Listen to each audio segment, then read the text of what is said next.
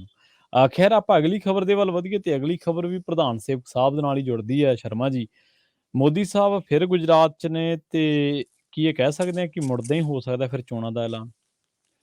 ਪ੍ਰਵੀਨ ਜੀ, ਆਪਾਂ ਅਕਸਰ ਇਹ ਗੱਲ ਕਰਦੇ ਹਾਂ ਕਿ ਅੱਜ ਕੱਲ੍ਹ ਚੋਣ ਕਮਿਸ਼ਨ ਹੈ ਜਿਹੜਾ ਉਹ ਵੀ ਉਸੇ ਕੈਟਾਗਰੀ 'ਚ ਖੜਾ ਹੈ ਜਿਹੜੀ ਕੈਟਾਗਰੀ ਦੇ ਵਿੱਚ ਇਨਕਮ ਟੈਕਸ, ਈਡੀ ਹੈ ਨਾ, ਅਜਿਹੇ ਜਾਂ CBI ਵਿਭਾਗ ਖੜੇ ਨੇ। ਸੋ ਕੁਝ ਦੌਰ ਪਹਿਲਾਂ ਅਜਿਹਾ ਵੀ ਲੱਗਿਆ ਸੀਗਾ ਕਿ ਹਾਂ ਚੋਣ ਕਮਿਸ਼ਨ ਆਜ਼ਾਦ ਹੋ ਰਿਹਾ ਜੀ ਆਪਣੀ ਹੋਂਦ ਉਹਦੀ ਜਿਸ ਤਰੀਕੇ ਨਾਲ ਚੋਣਾਂ ਮਤਲਬ ਦੌਰ ਸਾਹਮਣੇ ਆਉਂਦਾ ਸੀ। ਪਰ ਜਦ ਤੋਂ EVM ਵਾਲਾ ਦੌਰ ਆਇਆ ਤੇ ਉਹਦੇ ਪਹਿਲੂ ਕਈ ਵੱਖ-ਵੱਖ ਆਉਣ ਲੱਗੇ ਜਾਂ ਫਿਰ ਤਰੀਕਾਂ ਦਾ ਐਲਾਨ ਇਸ ਕਦਰ ਹੋਣ ਲੱਗਿਆ ਤੇ ਉਹ ਸਾਰਾ ਕੁਝ ਸਮਝ ਆਉਣ ਲੱਗੀ ਕਿ ਸਾਰਾ ਕੁਝ ਹੁਣ ਕੇਂਦਰੀਕਰਨੇ ਦਾ ਹੋ ਗਿਆ। ਪ੍ਰਧਾਨ ਮੰਤਰੀ ਪਹਿਲਾਂ ਵੀ ਸਰਕਾਰਾਂ ਕਰਦੀਆਂ ਰਹੀਆਂ, ਕਾਂਗਰਸ ਦੇ ਸਮੇਂ ਵੀ ਇਹ ਦੌਰ, ਇੰਦਰਾ ਦੇ ਦੌਰ ਦੇ ਵਿੱਚ ਵੀ ਇਹ ਪੱਖ ਭਾਰੂ ਰਿਹਾ।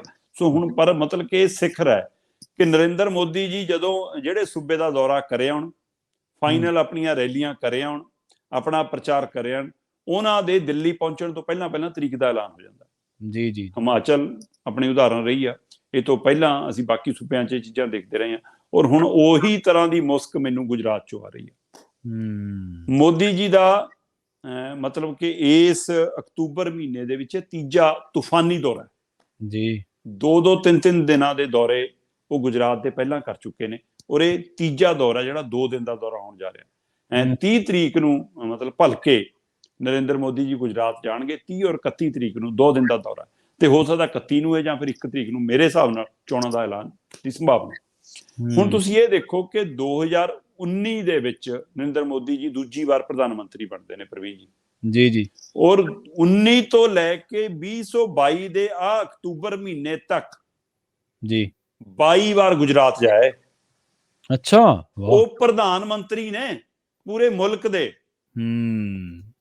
ਤੇ ਸਭ ਤੋਂ ਵੱਧ ਦੌਰੇ ਯੂਪੀ ਤੋਂ ਬਾਅਦ ਗੁਜਰਾਤ ਦੇ ਨੇ। ਨੰਬਰ 1 ਤੇ ਯੂਪੀ ਹੈ ਜੀ ਜੀ, ਤੇ ਨੰਬਰ 2 ਤੇ ਗੁਜਰਾਤ ਹੈ। 22 ਦੌਰੇ।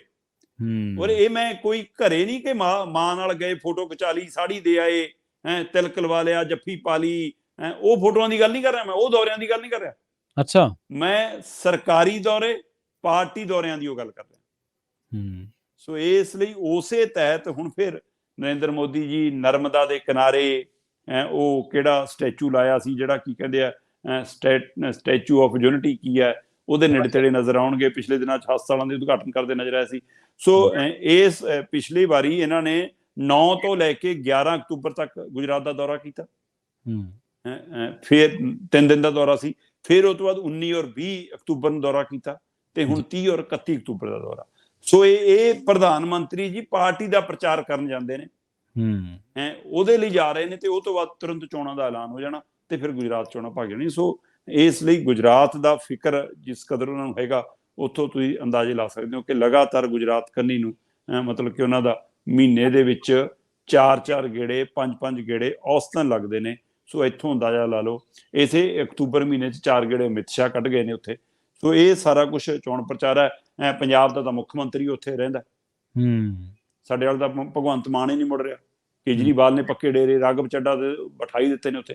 ਸੋ ਪੰਜਾਬ ਨੇ ਸਰਕਾਰ ਚੁਣੀ, ਪੰਜਾਬ ਸਰਕਾਰ ਉੱਥੇ ਬੈਠੀ ਆ, ਸਾਰੇ ਮੰਤਰੀ ਕੰਮ ਲਾਏ ਨੇ, MLA ਕੰਮ ਲਾਏ ਨੇ। ਸੋ ਇਸ ਲਈ ਇਹਨਾਂ ਲਈ ਚੋਣ ਮਿਸ਼ਨ ਜਿਹੜਾ ਬਣ ਗਿਆ ਉਸ ਨੇ ਕਿਤੇ ਨਾ ਕਿਤੇ ਸੂਬਿਆਂ ਦੀ ਔਰ ਕੇਂਦਰ ਦੀ ਜਿਹੜੀ ਕਾਰਗੁਜ਼ਾਰੀ ਆ ਉਹਦੇ ਉੱਤੇ ਵੀ ਅਸਰ ਪੈਂਦਾ।